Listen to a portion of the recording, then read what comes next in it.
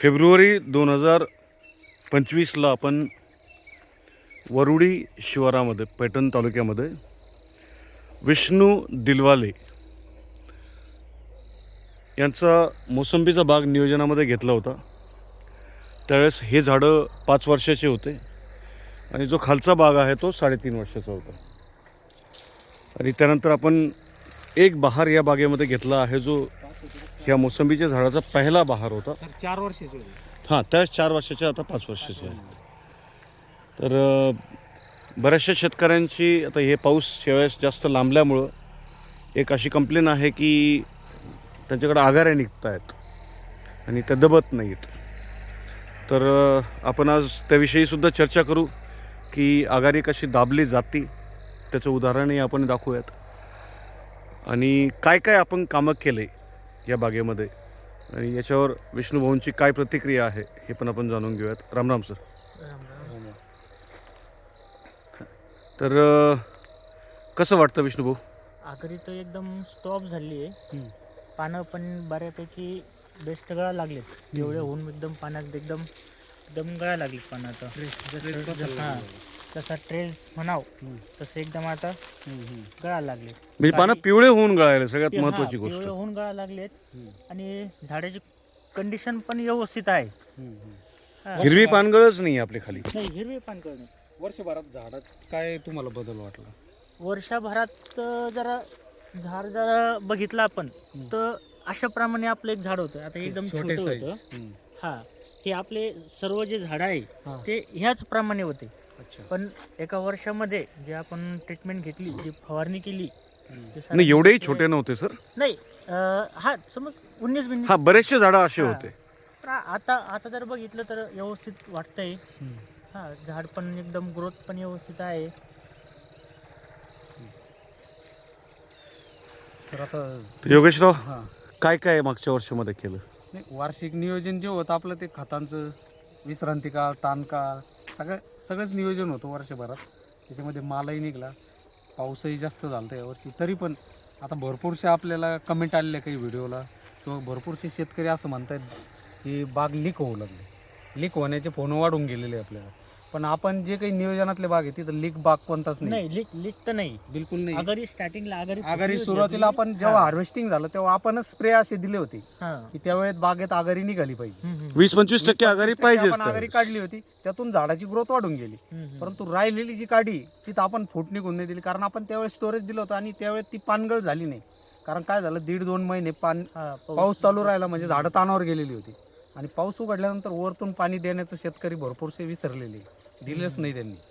वापसा वरतून झालं, पाणी एक द्यायला वरचं पाहिजे पाणी होतं. काळं पाणी पाहिजे हां, होतं. आणि वरतून फवारणी पण होणं गरजेचे होते. आपलं एक पाणी पण 2 पाणी बसले. आपले 2 पाणी बसले आणि फवारणी पण झाली. त्याचे परिणाम काय दिसले आपल्याला? ते जे पानं होते त्यांनी त्यावेळेस झाडाला सोडलं नाही, म्हणजे झाडामध्ये अन्न निर्मिती चालू राहिली. आणि नंतर जी आपण डेव्हलप केली आघारी, आता ती आघारी मॅच्युअर्ड व्हायला लागली, तिची काडी मॅच्युअर्ड व्हायला लागली आणि पाठीमागचे पानं आता झाडाला सोडायला लागले. मग ज्यावेळेस आता पानगळ होईल तेव्हा 25-30% जे पानगळ होणार आहे ती पानं परत आपल्या आघारी स्वरूपात झाडावर आहेत आपल्या. म्हणजे पानांची संख्या आपल्या बागेत कमी होत नाही. आणि जे पाहिजे ते स्टोरेज झाडामध्ये आपण तयार करतोय, कारण विश्रांतीमध्ये जे फवारण्या द्यायला पाहिजे होत्या ते आपण चालू केलेलं आहे. या बागेमध्ये आपल्याला आघारी वाटली त्यावेळेस आपण लिओसिन 05234नंच हा बाग पूर्ण ट्रेसमध्ये आणलेला आहे. त्याच्यानंतर आता आपण जो स्प्रे देणार आहे आता याच्यात मायक्रोन्यूटन 05234, 0050 काही जे ग्रेड असतील, फॉस्फरस पोटॅश लेवलचे ग्रेड आपण त्या पद्धतीत त्याचा काउंट हे करून न्यूट्रियनसोबत देणार आहे, जेणेकरून राहिलेल्या पुढच्या 15 दिवसात एक योग्य ताण येईल, योग्य स्टोरेज होईल, काडी मॅच्युअर्ड होईल आणि पुढं फूट निघायला चांगली मदत होईल. आणि पुढं जी गुंडी अवस्थेत गळ होती, काडीमध्ये ताकद जास्त राहिली, काडी चांगली फुगलेली असली आणि मॅच्युअर्ड असली तर फूट चांगली निघते, स्ट्रॉंग कळी निघते. आणि कळी स्ट्रॉंग निघली म्हणजे गळ कमी असते, काडीत ताकद असल्यावर गळ कमी असते. सर, यूज करून ठेवा व्हिडिओ. तुम्हाला खालच्या यातला एक काही मागच्या वर्षीचे फोटो आहेत का सर आपल्याकडं? मागच्या तेच दाखवतो मी.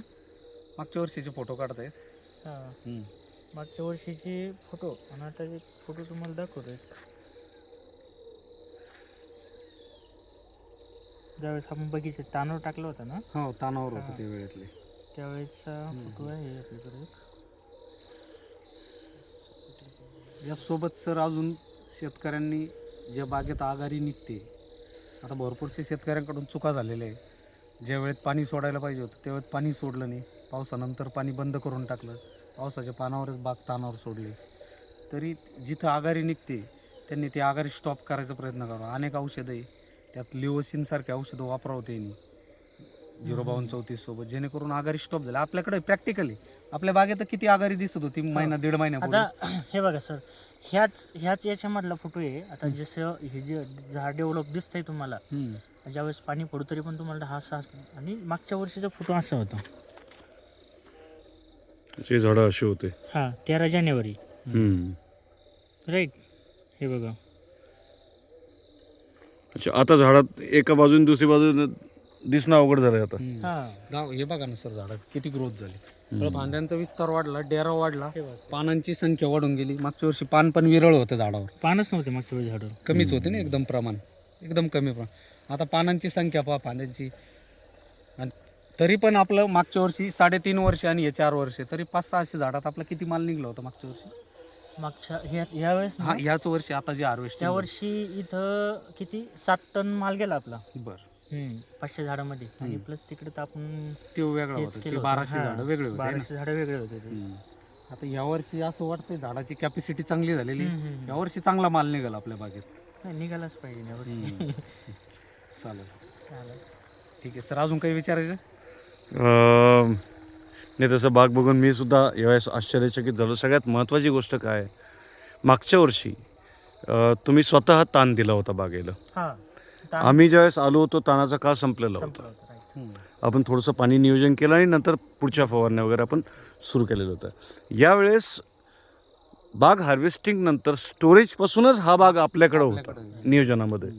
त्यामुळे आता यावर्षी ह्या बागेमध्ये काय उत्पादन निघेल याच्यामध्ये आमचा सुद्धा सक्सेस फेल्युअर राहणार आहे. तर हे आमच्यासाठी सुद्धा म्हणजे चॅलेंजेस राहणार आहे. आता मागच्या वर्षी तरी आम्हाला म्हणायला होतं, विष्णुभाऊ तुम्ही गुंडी काढून दिली, तुम्ही ताणच सोडलं होतं, चोर वाटा पळवाटा. हा, यावर्षी आम्हाला तुम्हाला रिझल्टच द्यावा लागतो. चला चला, धन्यवाद. चल, ओके, थँक्यू. या सर, तुम्ही या इकडून. तर रामराम शेतकरी मित्रांनो, मी संतोष रोडे पाटील, फळबाग सोबती. मी आज इकडं याच्यासाठी आलो विशेष करून विष्णुभाऊसोबत, की मला धन्यवाद द्यायचा आहे कोणाला, आणि तो धन्यवाद मला द्यायचा आहे रहाटगावचे बाबासाहेब तांबे यांना. कारण त्यांच्या बागेमध्ये आम्ही ट्रीटमेंट केली आणि त्याचा रिझल्ट त्यांना दिसल्यानंतरच त्यांनी त्याचे मित्र विष्णू दिलवाले यांना सांगितलं आणि मग यांनी आम्हाला ह्या बागेमध्ये इन्व्हाइट केलं होतं. यांचे बंधू सर पैठणचे, यांचे बंधू पैठणचे एक प्रतिष्ठित डॉक्टर आहेत, डॉक्टर शंकर दिलवाले. काय हॉस्पिटलचं नाव सर? मंगलमूर्ती हॉस्पिटल. MBBS MD आहेत ते. MBBS MD आहेत. हा, MBBS MD आहेत ते. सध्या हॉस्पिटल त्यांचं वेगळं आहे कुठं, नाका रोडवर, आणि लवकरच हे तहसील कार्यालयाजवळ येणार आहे. तर विशेष करून बाबासाहेब भाऊंना धन्यवाद की त्यांनी एक चांगला बाग आमच्याकडे नियोजनामध्ये दिला. त्यासोबत विष्णू भाऊला पण धन्यवाद, त्यांनी वेळेवर कामं केले आपण सांगितलं. आणि अजून एक गोष्ट, विष्णू भाऊंनी त्यांचा रिझल्ट बघितल्यानंतर अजून त्यांच्या पाहुण्यांचा एक बाग आमच्या ह्या वर्षी नियोजनात दिलेला आहे. मागच्या वर्षी थोड्याफार काही त्याच्यामध्ये गडबडी झाल्या होत्या, विष्णू भाऊंना माहिती आहे. आपण यावर्षी त्या होणार नाही याची काळजी घेऊयात आणि चांगलं उत्पादन काढू, दोघं सोबत राहून उत्पादन काढू आपण. धन्यवाद सर. धन्यवाद.